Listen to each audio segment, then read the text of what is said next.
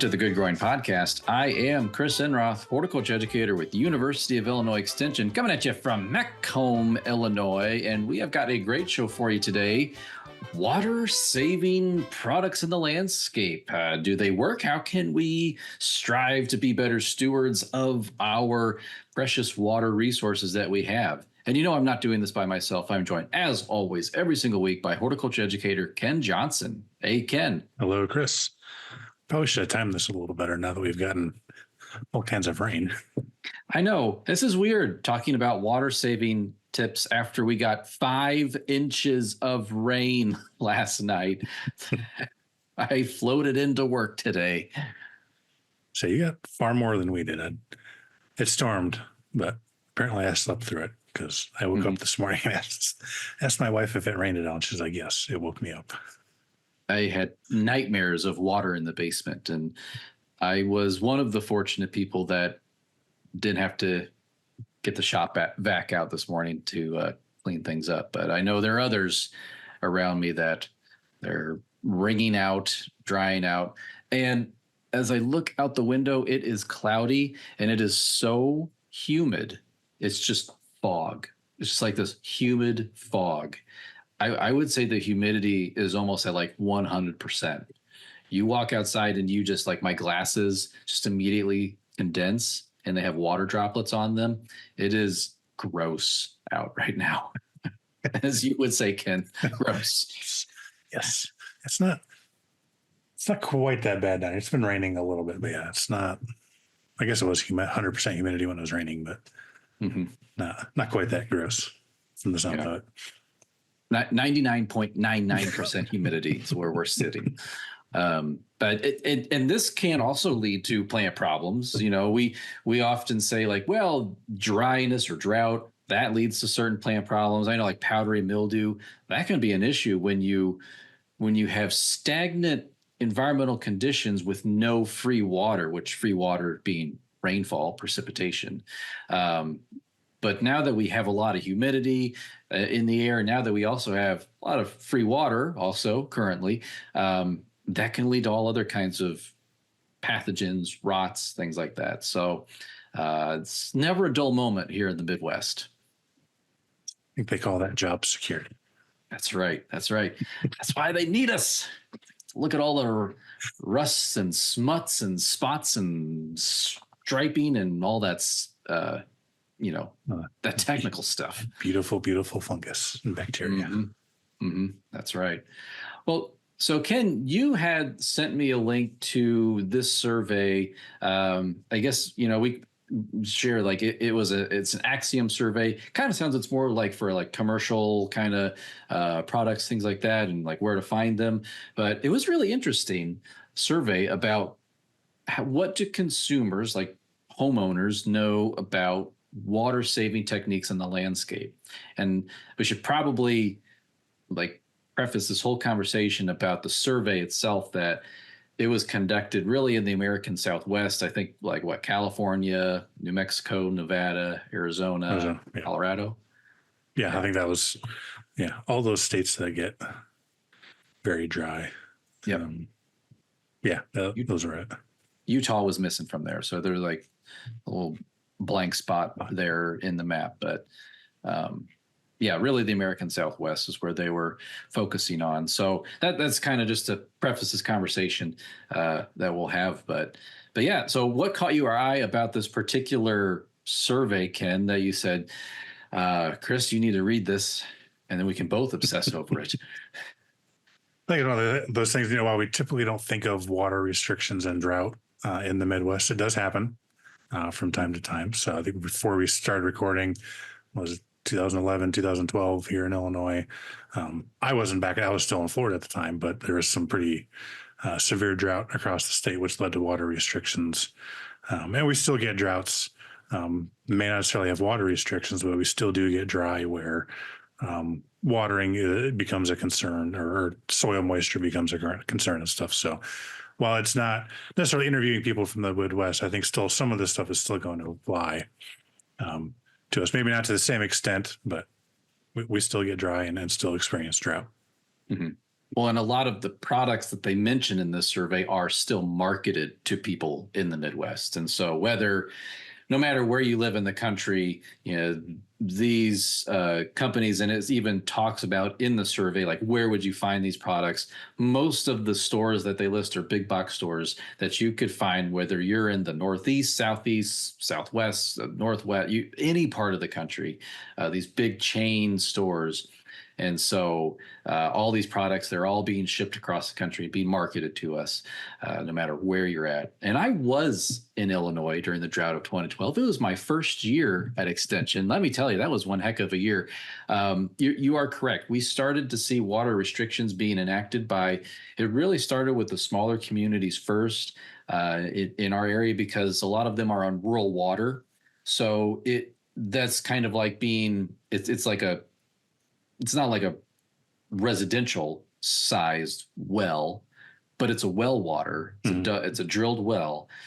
So it's larger for capacity to serve an area. But those rural wells, those water supplies were starting to dry out. And so that's when smaller communities, that's where it really started, and it started to then seep into larger communities then would enact water restrictions, where if you were out washing your car, you could get a ticket from the police. So that happened in 2012. It was a very serious drought for us. And then 2013 was still a quasi drought that we had. I don't know if we got to the point of water restrictions, but it got pretty dry that year as well. So we had a stretch of dry weather. We're sort of fighting our way out of dry weather again, where we're sitting here in 2024. So it can happen. It probably will happen again. I think, we look at climate models and stuff for the future. Yeah, we're going to get warmer, wetter winters, wetter springs, but summers are supposed to be longer and potentially drier as well. So it could be something we see more of in the future, more of that flash drought type stuff. Yep. So we need to be prepared. We need to buy things to make our plants healthier and more resilient to some of these forces. Yes, no, yes, maybe. We'll find out. We'll talk about it. So I guess when we look at this survey, again, a lot of folks are seeing these water restrictions occur in the middle of summer. Again, we're talking about the American Southwest. So that's, very hot, dry time period for them. But that would also be pretty typical for us here as well. And so, yeah. We get the added benefit of humidity. Yeah. It's not a dry heat. Yeah. 100 degrees, 10% humidity. Sounds great. Oh, yeah. So, yeah. And the survey goes into a lot of other things, including what would you do in your home to help reduce water costs? They talk about shorter showers, maybe trying to fill up the dishwasher, during doing all the dishes in one load, things like that. So there's some conservation practices happening in the home. But then it does show, the one question asks about how concerned are you about your lawn and garden plants being damaged during water bans? And it says it's almost 50%, about 43.9% say that they are concerned about losing landscape plants during water restrictions. 43.9 concerned, 21.6 highly concerned. So it was almost 2/3 of the people. Yeah. Had at least some concern about losing plants. And I think rightfully so. I think with probably most people listening to this are gardeners. So you spend a lot of time, effort, and money into building that landscape. You don't necessarily want to see it all die on you when it gets dry and you can't water anymore. Mm-hmm. Yeah. And I think it would be really hard for folks in Illinois. I'll speak for myself. It would be hard for me to be like, why can't I water? I live in Illinois. I want to grow a tomato plant. I'm trying to be more self-sufficient. But I'm also hooked up to the public water supply, and you got to follow the rules to make sure everyone's got enough water. that would be a tough pill to swallow for a lot of folks here who are so used to watering whenever we feel like it, or washing our car, or just, pressure washing the deck or the house.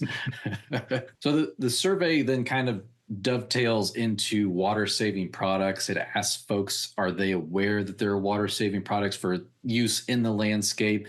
Almost 60% say no, they are not aware of that. So that is an interesting number. So almost 2/3 are concerned about losing plants during water restrictions.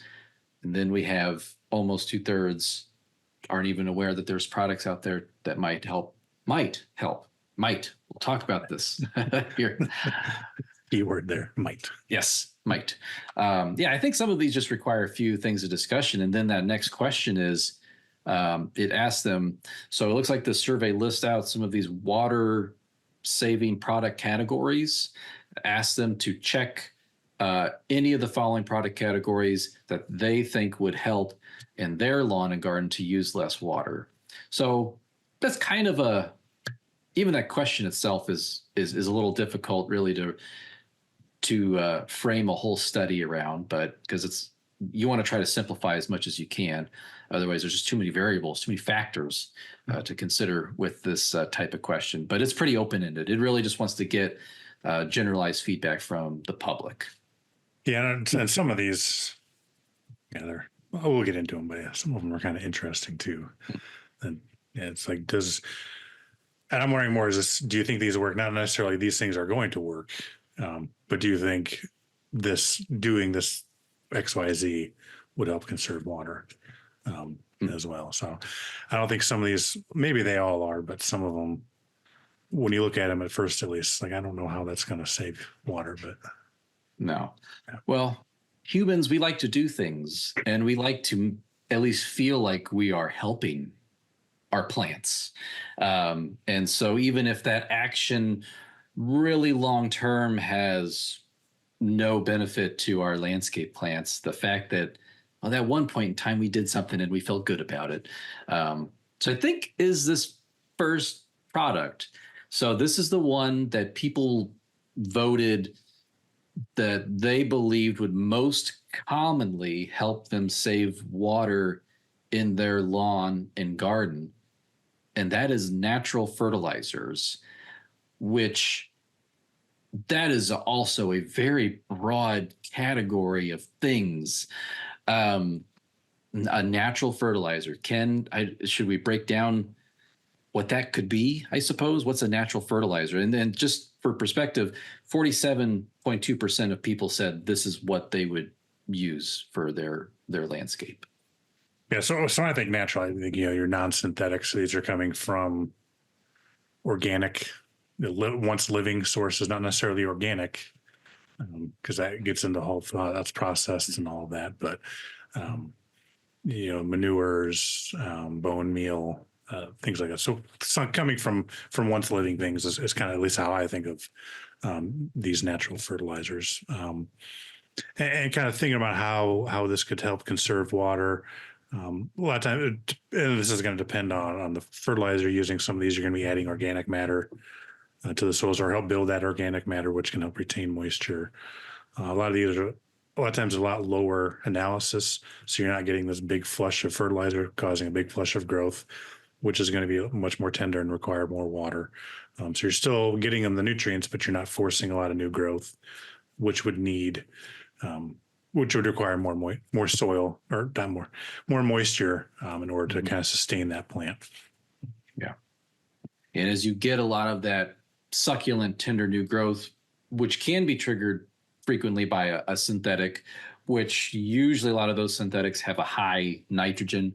Not always, but sometimes. It's very common, especially when you're growing, or applying it to something like a lawn. A lot of those are tailored to lawns, which require a lot of nitrogen. But nitrogen, or I should say fertilizers in general, they trigger growth responses. They are not plant food. And so those growth responses use up energy that have to be recovered through photosynthesis. And depending on your growing conditions, sometimes they're not you have a plant that should be more in full sun, but it's more part shade. It can't photosynthesize as much as it needs. And then you actually wind up in an energy deficit with that plant when you apply too much fertilizer to it, because it can't recover those energy costs with photosynthesis. So yeah, natural fertilizers, Ken, you mentioned like kind of an organic based or carbon based byproducts or once living materials. The other thing that also comes to mind is mined minerals, like mined material that so rock phosphate, some things like that. A lot of people will turn to Epsom salts or gypsum. Those are mined minerals. And so people might think of some of those as fertilizers, but the way that I agree with Ken, the way that it could reduce water use is the trickling of nutrients or the lower growth response, which means you don't need as much water to support that growth. All right. Next one on the list, and this was over 40% as well, are soil wetting agents. And this is the one I'm not really familiar with it until we started looking into this. It was not one I'd ever really heard of or considered before. So I guarantee you've used it though, Ken. If you've ever bought a bag of potting mix, more than likely it has been included in there. So I think the way that soil wetting agents operate is that they take something that is hydrophobic or that repels water, like peat moss in a potting mix. So peat moss, if it dries out, it is really difficult to get it to accept water molecules once it dries out.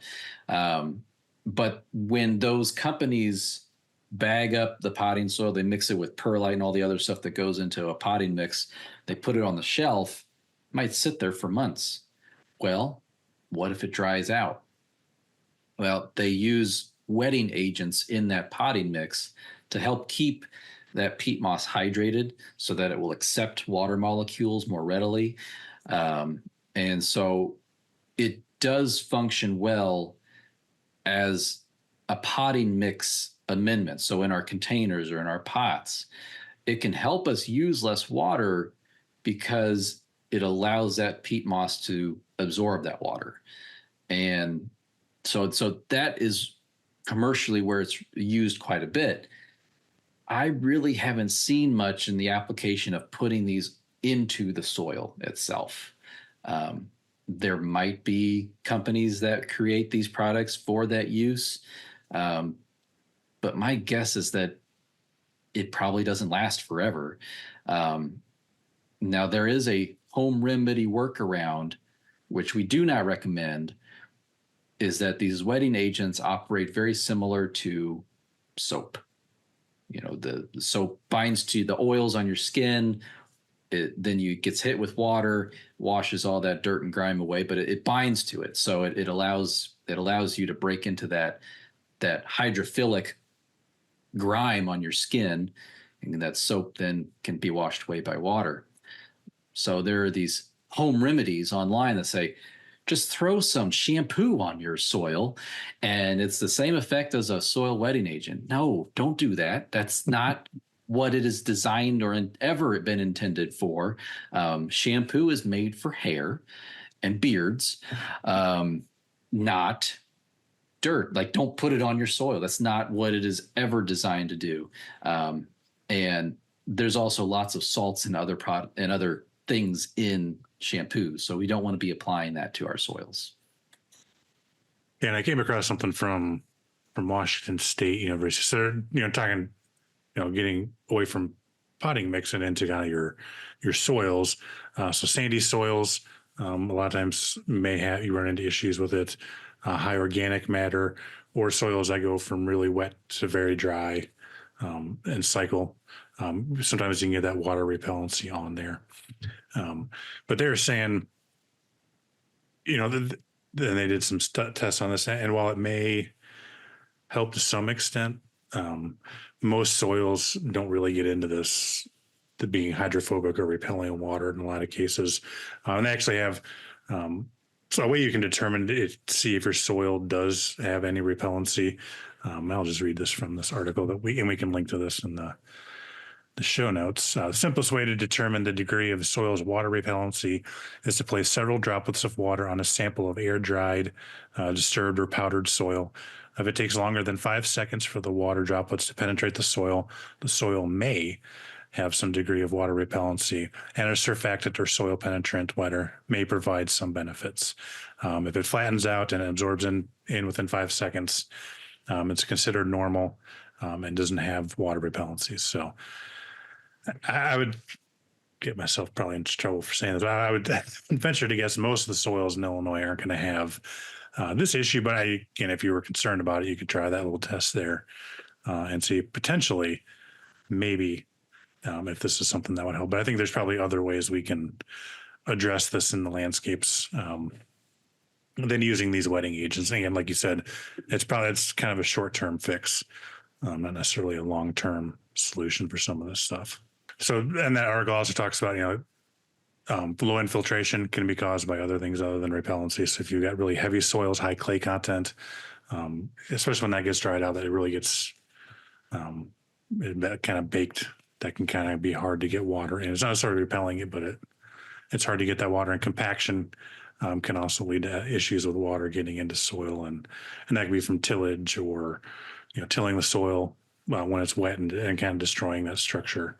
And so there's other ways you can do it. So adding organic matter, being careful when you're tilling and not compacting soils can help prevent some of this compaction and repellency as well too. Speaking of adding organic matter, the third option, still over 40%, just barely 40.9% here that people would pick for helping save water in their home landscape is compost. Now, I am a big fan of compost. I really do like compost. Compost is a type of organic matter. I used to recommend people to use it more than I probably should have. I would say, let me back up just a second and let's do a soil test. So if I could go back for the last 10 years and all those people that I said, just throw some compost on it. That'll help. That'll fix it. We probably need to know what the organic matter content is of your soil to begin with. Because organic matter can help to at least hold on to water. And so this was some numbers when I was teaching with Richard Henschel. He's retired now, but he gave me these numbers that we would use when we're talking about turf grass and organic matter content of the soil. So this is what he said. So 1% of soil organic matter holds 1/3 gallon of plant available water per cubic foot. So if you have a cubic foot, like 1 cube of soil, and we have 1% of that is organic matter, we are holding on to 1/3 of a gallon of plant available water. That's significant. Now, when we look at sort of Illinois as a whole, what is our average organic matter? I think it ranges anywhere from like 3 to 6%, I think, in terms of that. So, but that's pretty significant. So if we have 3% soil organic matter, we have 1 gallon of plant available water in that cubic foot of soil. And so organic matter is beneficial, but you can overdo it. Just like everything in life, everything in moderation, right, Ken? We can always overdo it. Exactly. So even with that, going back to those wetting agents, one of the reasons why those soils can get hydrophobic is you have too much organic matter in there. Yeah. And we learned when we talked with local food educator Zach Grant, who's up in Cook County, how sometimes this excess compost use in some of our urban gardens and landscapes and farms is leading to a lot more pollution in terms of runoff that's going into those storm sewer systems, just because people are adding so much compost on an annual. Sometimes so if you're like an urban farmer who's flipping a bed 2, maybe 3 times a growing season, you're adding a couple inches of compost maybe. That is a common practice. A lot of that compost can't be used up by plants all at the same time, or isn't incorporated in the soil. A lot of it can wash off into our storm sewer system and then into our rivers and streams and lakes. So we can overdo it. That's why we always say, well, that's why I'm saying now, let's do a soil test. Let's find out what your organic matter percentage is to begin with. And if it's pretty high, maybe we don't need to apply as much organic matter, in this case, the form of compost. All right. So next two, coming in at, what was it, 39 and 37%. We've got soil water sensors. So these are going to be kind of sensing how much moisture is available in the soil. And then liquid lawn fertilizers. So how do these help? Well, I think the soil water sensors can help if you have maybe an irrigation system that is tied into them that can kick on when that soil moisture is low. I would say in terms of the technology that is possible that can measure soil moisture and maybe the water needs of the plant, you can get a pretty cheap soil water sensor and do the job. But there's a lot of cool technology out there, especially in the American West, where water is more of an issue, where the land grants are more plugged into and make public evapotranspiration rates. So that is evapotranspiration. That is the water that the plant is taking out of the soil, bringing through its whole plant body, and then just evaporating out its leaves. And the higher that rate is, the more water is being used. It means the more water that plant needs. And that can all be measured with weather, temperature, wind, all this stuff. And so you can use that evapotranspiration rate combined with a water sensor, and then combine that with a weather forecast to be like, it's going to rain in a couple hours. We don't need to kick on the irrigation system. So you can build a very powerful, smart irrigation system. Don't see that very much in Illinois, though. I'm not sure how practical that is for most. Unless you have got really sandy soils or something. Yeah. The only time I can definitely see that working is, and this does drive me a little bit crazy, is when I drive by and I see a lawn irrigation going off while it's raining. And drives me a little nuts. I'm like, turn it off. So it is that idea, though, that when we're irrigating a lot of our garden crops or our landscape plants, we are using potable water. So this is water that we have used we've taken dirty water and used our human brains and engineering to clean it so that we can drink it, and then we throw it on the ground again. So it drives me a little bit mad, but I'm out there with the hose in my hand just as much as anybody else, if not more than anyone else. So I'm aware of the contradictions. I'm right there with you. Yeah. I was watering the garden the other day while it was sprinkling. Mm-hmm. Well, we didn't get enough rain for it to water on its own, so it still needed to be watered. That's why you were watering, so that it would rain. Exactly. Yeah. But so I guess the liquid lawn fertilizer, what that is, that's just a foliar feeding. So that's it's a fertilizer that's absorbed by the leaf surface of the plant. I'm guessing there's probably lots of different types of liquid lawn fertilizers out there, just like natural fertilizers. There's probably types of liquid lawn fertilizers that are natural fertilizers. So some of these are bleeding into each other. And I'm not quite sure how a liquid lawn fertilizer would necessarily save you water. I would have to have someone explain that one to me. Yeah, I'm sure. I was hoping you knew, since you're the lawn person. Well, the one thing is so sometimes fertilizers have to be watered in. Maybe you don't have to water in the liquid lawn fertilizer. That's the only thing I could think of. Or the lower analysis again. I'm not sure. Or lower analysis. but it's still going to trigger a growth response in the plants. You're not necessarily feeding the soil biology in this either. So you're not, I don't think you're not stimulating soil activity, which could maybe help increase soil fertility or organic matter, anything like that. So I'm not quite sure how that fits into it, other than you don't have to water it in. But I think I probably need to go read some products online. I bet several of them want you to water them after a certain amount of time so that it's not sitting on the plant leaves. That's probably a good possibility. Yeah. Yeah. Read your directions closely. For everything. Mm-hmm. Well, Ken, this next one kind of fits into stuff we've already talked about, but we'll say it anyway. Really kind of in the middle of the road here almost is, oh wait, I skipped one. Sorry. The one I hate the most. This one that folks say 33% say will save them water is artificial turf. Are you kidding me? Oh, absolutely not. You don't have to water it, I guess. Yeah, don't have to water it, but I don't know if you've never been on artificial turf. That stuff gets hot, uncomfortably hot.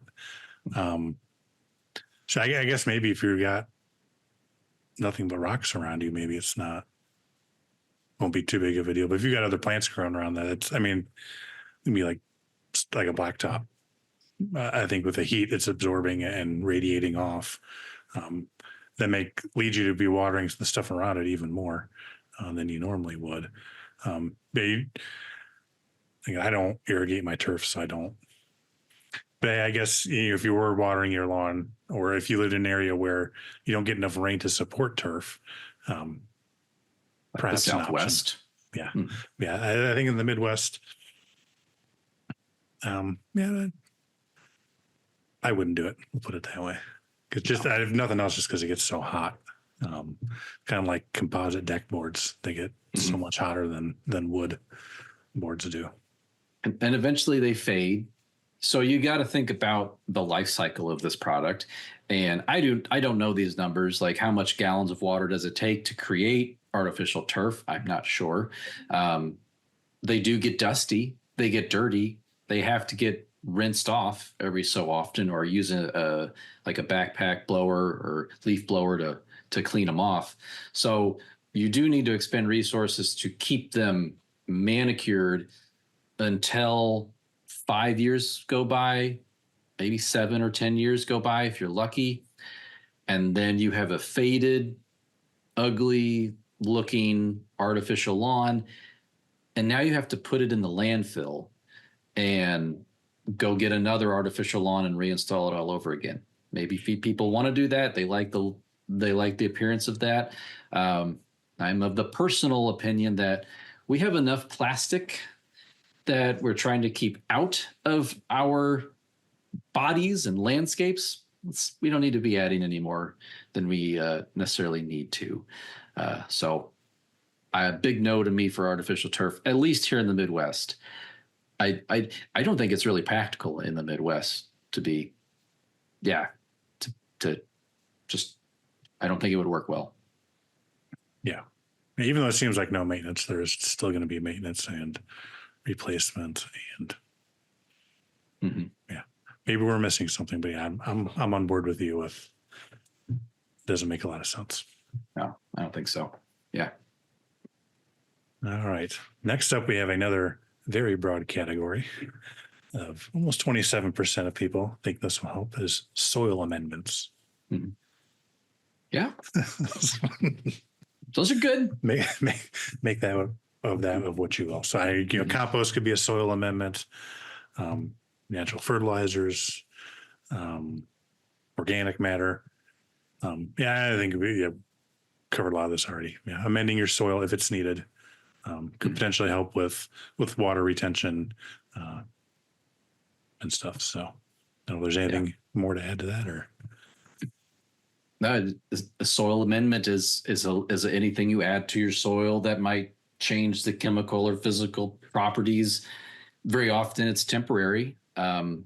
We think we can permanently change the soil. But to do that, you really need a bulldozer. You need some like heavy equipment. You know, me in my backyard with a shovel, I don't have the strength or power to change my soil long term. Like I can't, you know, it's just the scale of soil under my feet versus the scale of my two hands and a digging shovel. Can't do it. You need heavy equipment to really alter that physical and chemical state of your soil.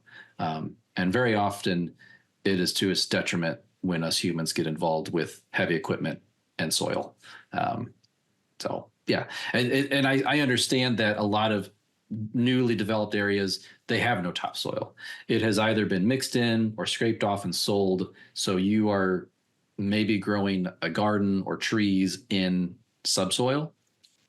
And so you need something like compost or some type of soil amendment to perhaps help that plant get off to a better start.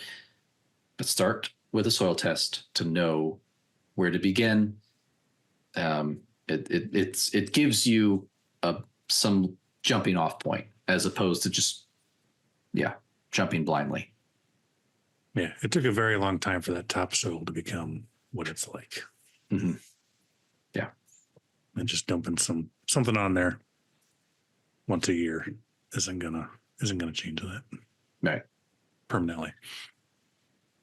And it always wants to be what it wants to be. You know, a lot of folks want to try to change their soil pH. It can work for a little bit, and a little bit for us, maybe that's a long time. A year or two, is that a long time? Can be. To soil, that is a blink of an eye. So just keep that all in perspective. So this next one, so 20%, almost 21% of people say this will help them. Granular lawn fertilizers. And so we've gone from natural fertilizers, liquid lawn fertilizers, to now granular lawn fertilizers. And very often these are ones that might need to be watered in. You got to read your product labels to know what to do. But I think it's important to know or to say that your plants do not care where their nutrients come from. Like whether it's an organic or natural source or a synthetic or unnatural source, they don't care. To them, it's nitrogen. It does not change how they respond to it. I suppose one of the ways that changes is that when we look at natural, which I don't like that word, natural fertilizers, but organic, that still has a lot of, what should I say, Ken? I got one in mind, but non-synthetic. So here's what I like to say: carbon-based fertilizers. They have a carbon molecule chain on them, and that carbon to soil microbes is protein, and that can help stimulate soil biology. That's like the only difference. Plants don't care. They're like the honey badger. They don't care. So they respond the same to either. Possibly a carbon-based fertilizer can stimulate a bit of soil biology. Something like Osmocote, you wouldn't be putting that on lawns, but some of those that have that polymer on there that just makes it a slow release. That could be of some benefit because, again, you're slowly releasing that instead of getting a big flush of fertilizer all of a sudden. Yeah. And I guess in that case too, though, like you need to have natural processes break down that polymer, that synthetic coat. So yeah, plants don't care. Where their fertilizer comes from. I guess maybe the question folks need to ask is how those particular fertilizers are sourced. What has the least environmental impact? A lot of those ocean-based products like the kelp, could be pretty destructive when it comes to how kelp can be harvested out of the ocean, like clear cutting a forest. There's guano products. How do you harvest guano? Well, you got to go into a cave with bats, disrupt all that, pull that all out. I mean, you just got to think about where these things come from. And I'd argue too, do you even need it? And a lot of times we fertilize and don't necessarily need to. Exactly. Especially us Illinoisans. We got some good soil here, Illinoisans. We don't need to necessarily follow the industrial ag model of how to grow things. They're in a whole different model, a different way of doing stuff. That is not how we need to necessarily be doing things in a backyard setting. Yes. Do your soil test. Yeah. So these next two, I guess I'll lump these next two together. We're getting to the bottom of the pile here, but people listing herbicides and fungicides as methods to reduce water in their landscape. And so, Ken, I am partially drawing a blank here. What could be? How can an herbicide or a fungicide reduce our water use in our landscapes? Herbicides, I think you'd be reducing the competition for the water. So you're getting rid of some of those weeds that would potentially be taking up water, again, transpiring and stuff. I think it'd be one way, but if that's just bare soil, that's still going to evaporate out of the soil. So I think you'd want to partner that with a mulch or some kind of ground cover to keep that moisture in there, because you can kill all the weeds, and if you still have bare soil, it's still going to evaporate out. There's nothing slowing that down. I mean, for herbicides, it's the one thing I can think of is the reduced competition for moisture. Fungicides.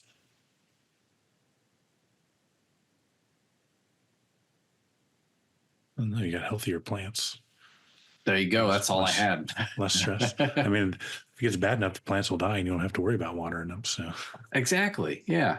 If your plant's got a fungal issue, then you don't have to worry about watering it when it's dead. Probably not the approach most people want to take, though. Probably not a great approach. Yeah. Get lots of good pictures first and send them to us. We're not helping with that suggestion. All right. The last one we've got on the list at 12.6% of people thinking this could be helpful are polymer pellets. So I think would be those hydrogels or things you would put in the soil to help retain moisture. Mm-hmm. Which, by the way, is the same thing that is in baby diapers. So when it's in baby diapers, it is this dry, kind of granular thing, but then, they do their thing. Or in this case, you put water on it and they absorb the material. They turn into this gel-like substance, like a Jell-O almost type substance. Or can I say Jell-O? Is that a product? Gelatin. A gelatin-like substance. And what is marketed there is these hydrogels absorb that water and then they release it over time to the plant roots. And that I've always been a little suspicious of that. To me, it sounds like they're competing with the plant roots for water, but I'm not an expert in this. So I'm not. Yeah. I came across something from University of Georgia, saying they're not releasing the water to the plant. It's them swelling and contracting, which helps kind of loosen the soil, which makes it easier for roots to grow in. And you have that larger root system, which is able to access more water. So at least what they're saying is it's not necessarily they're releasing that water to the plants. It's just loosening the soil. Okay. They create more pore space in the soil, which can be occupied by water. Okay, I guess I can see that. But as they break down, and I found from Washington State University, this I think it's a literature review of different studies that show that hydrogels, they can technically be listed as an organic compound. I guess. But they do break down after about 2 to 5 years. And some of those then chemicals that they break into, one of them is acrylamide, which is a known deadly neurotoxin. And they also list potential carcinogen. So that is one of the things that it degrades into, which is a risk to people inhaling that or absorbing it through their skin. So that's not necessarily something you want to be adding to your soil that will over a few years break down into a toxic substance.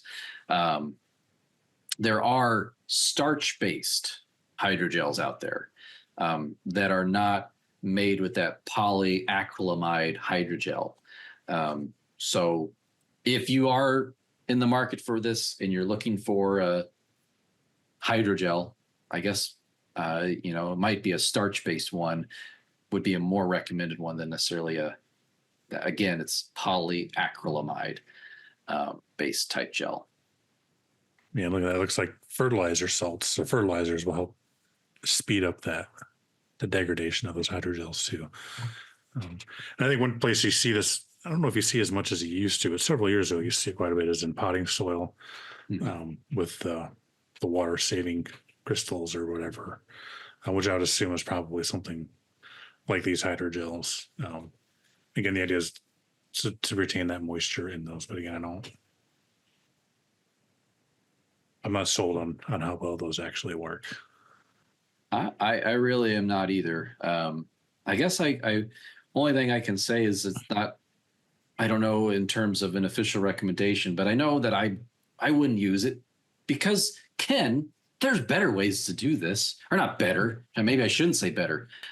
There are ways maybe that are more horticulturally sound that we can use. So it's things that maybe do have a bit more of a long-term or lasting impact, or that at least have broader positive benefits on plant health and soil health that we can do. So this isn't all just looking at this list of products. We have a couple of recommendations of how we can save water here in the Midwest. So what's the first thing that maybe comes to mind that could help reduce what we might need to buy at the grocery store or the garden center or something like that?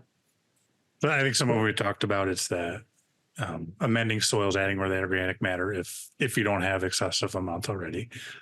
We'll start adding that caveat from now on. Mm-hmm. Yep. Adding that and that with, if you got sandy soils, that organic matter will help retain that soil moisture. If you have really heavy clay soils, that can help break up that, loosen that soil a little bit, make it easier for plants to grow. Mulching, I think we've got a whole podcast on mulch, so so I have to go too in depth in here. But again, helping retain that soil moisture. You've got that barrier between the soil and there's still air, but it makes it more difficult for that stuff to evaporate, the moisture to evaporate out of the soil, because you've got that barrier retaining that moisture. So hopefully you wouldn't have to water as long, in your landscape beds and your vegetable gardens. One thing I came across for vegetable gardens, planting in blocks rather than rows. So you've got them a little more compact and planting stuff based on their water requirements. I think a lot of times in our landscapes and vegetable gardens, we treat everything, it needs the same amount of water. That's not necessarily the case. Some things are definitely going to need more water than others. So planting stuff in blocks, things with similar water requirements. So you can have your really heavy water need plants together so you can water those more often, but those that don't need as much water, separate them a little bit so you're not watering them as often and not using water that you don't necessarily need to use on those. Yeah, I think we water sometimes too much. Maybe we baby our plants too much. I don't know how to classify it, but yeah, I think in many cases we probably overwater in many instances. It is dependent upon your soil texture. How well drained is your soil? Again, if you live over in Mason County, Illinois, you are growing on a beach. It is sand. And if you don't irrigate your vegetable garden or your shrubs or whatever, you are going to have some crispy plants. You could also select plants adapted to those soils and to those conditions. That's another thing. That's actually one of the parts of Illinois, one of the few parts where I see prickly pear cactus growing wild. It's a native Illinois plant. You don't often see that growing wild out in the prairie, but it does grow there. One thing that I've never really considered that I came across was in vegetable gardens is putting up shade cloth, like a 30% shade cloth, especially when it's really hot like it was earlier this week. Yeah. Helping that reduce some of that sun intensity, some of that heat, can reduce the amount of transpiration and evaporation from soils and from plants and stuff. Kind of reduce some of that water need with that shade cloth. You don't get too much on there because, especially for vegetable crops, most of those, they need full sun. But like a 30%, especially kind of in the afternoon where we get that really hot temperature, that can help cool things off. And conserve. I mean, you're probably not going to be saving a tremendous amount of water, but it's, every little bit helps, and it doesn't require a whole lot of effort to put out that shade cloth necessarily. Well, I think that's a great point. Shade in general. So your trees can help to cool an area. I think this is where I get into this contradiction of turf grass versus trees. So, a lot of folks will say, well, Chris, you've been telling me that trees compete with water for turf grass. And so that must mean we just need to cut down all our trees if we want our turf grass to have more water. But here's the thing, when it gets really hot and dry, the place where the turf grass does better is in the shade of a tree because it is cooler. It's up to 20 degrees cooler in the shade there around that tree. Now, yes, there's still water competition happening in that soil, but compare a 20 degrees cooler landscape, a lawn, with one that is in the full blazing sun during the middle of a drought. It's going to bake. And if you want to keep your lawn green, you are going to need to apply more water in that instance. So I think that's the thing. Or, yes, there's water competition, there's root competition between trees and turf grass, but sometimes they can work together and actually create a more favorable environment for plants. But yeah, kill your lawn. I'm cool with that too. Yeah, I'm all on board for that. I think turf. That's always not always. Sometimes the elephant in the room there. I think a lot of times it depends on how you manage that. If you're irrigating turf, then obviously you're using a lot more water. For somebody like me or you, it doesn't irrigate and doesn't really care. It's not as big of a deal. But if you are irrigating, maybe looking at getting rid of some of that that non-functional turf, the stuff that you don't really use is just there, and you water it and you cut it and you don't do anything else with it. If you're not recreating on it, turn that into something else that's not going to require as much moisture. Mm-hmm. Yeah.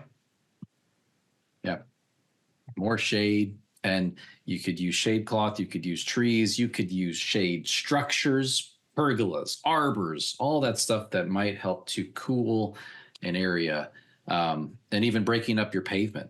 If you have a solid slab concrete patio in your backyard, that is a lot of radiant heat, and then that is a lot of water that does not make it into the soil underneath of it.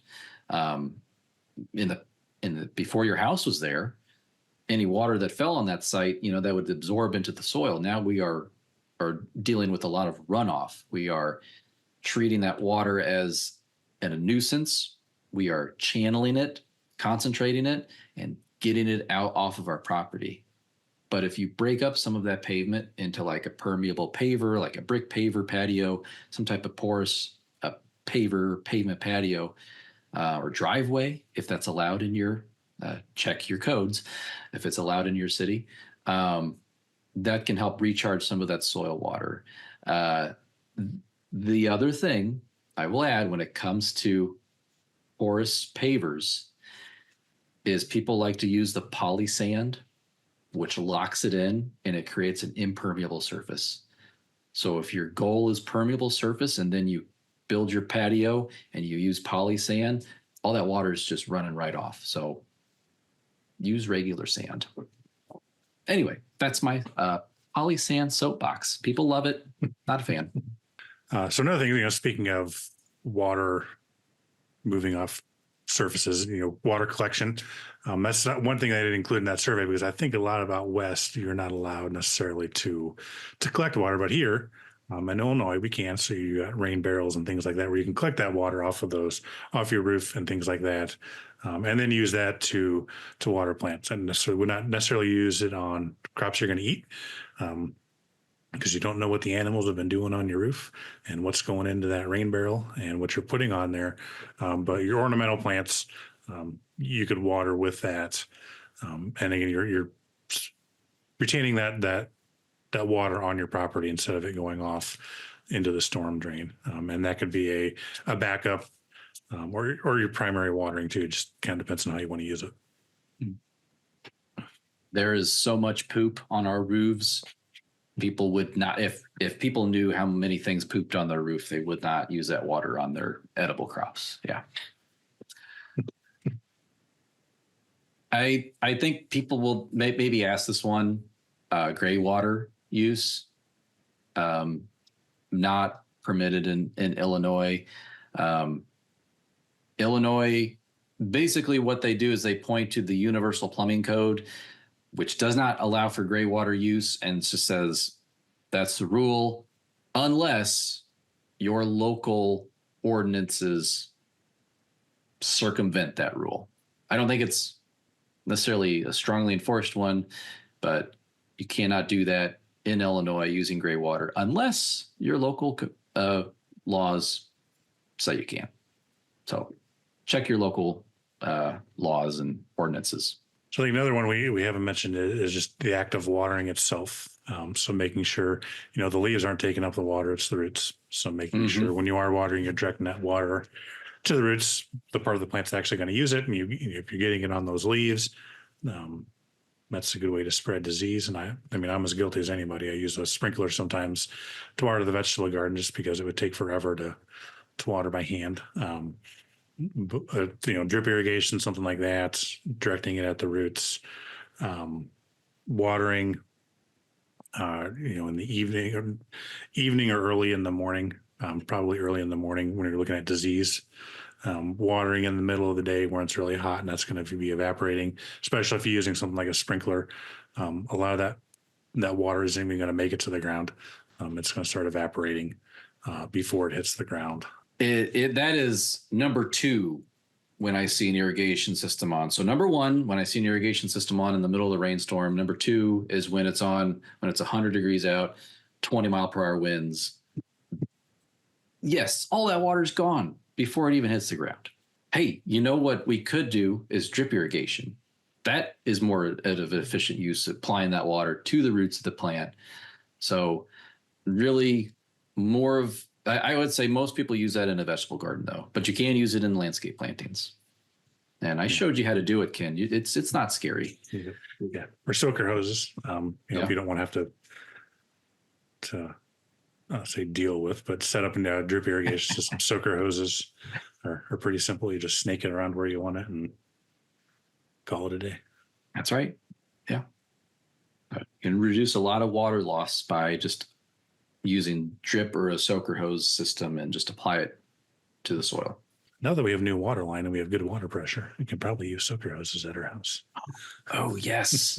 Just all soaker hoses. One more thing I can think of, if we do get in a drought situation, or we're looking at water restrictions, prioritizing particular plants.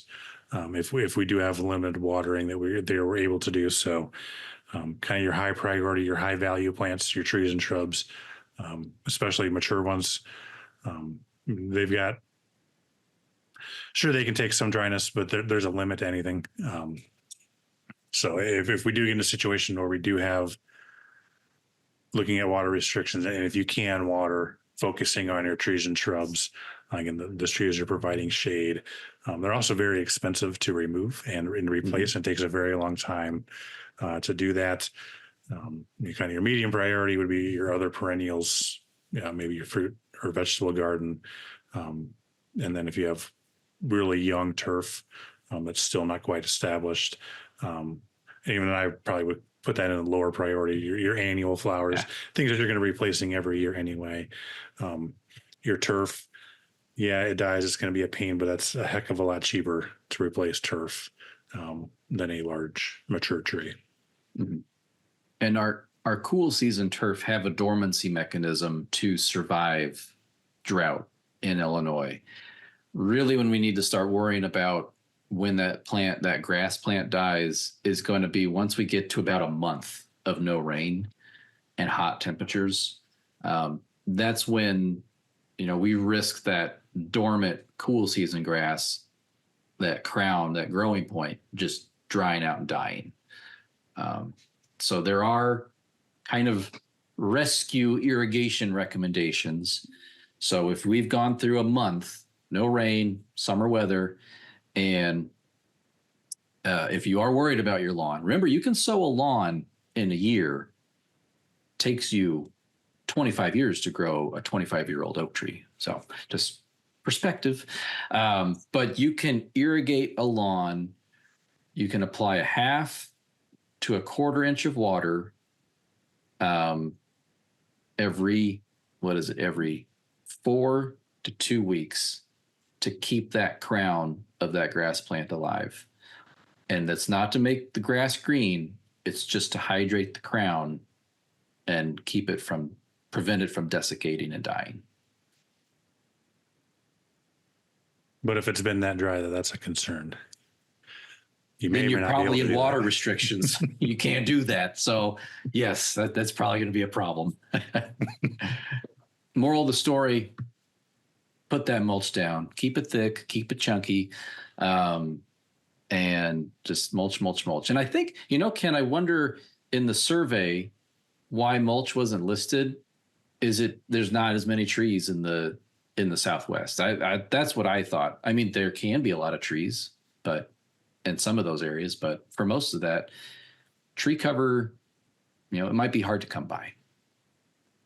Well, that was a lot of great information about some water-saving products. Good, bad? Well, you heard what we had to say. And then some water-saving tips, things that we can do in our landscapes and in our gardens to save us a little bit of water. And you never know when that drought's going to hit here in Illinois. So it's an important topic, even if we just kayaked into our office because 5 inches of rain just fell on us the previous day. Well, the Good Growing Podcast is a production of University of Illinois Extension, edited this week by me, Chris Enroth. A special thank you, Ken. Thank you for hanging out today, talking about water-saving tips, and some of these things out there may be good, maybe not.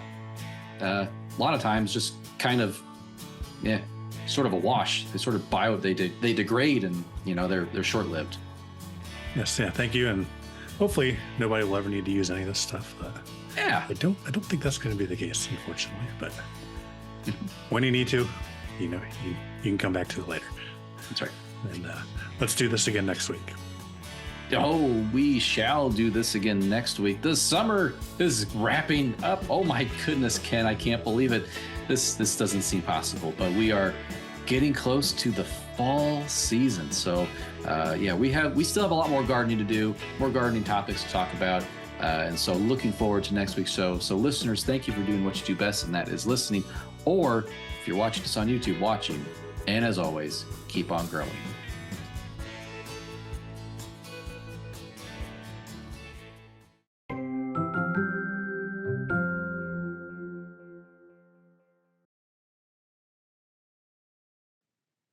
Did I mess that up? I can't. I don't think so, did you? I'm sure it was great. That's all right.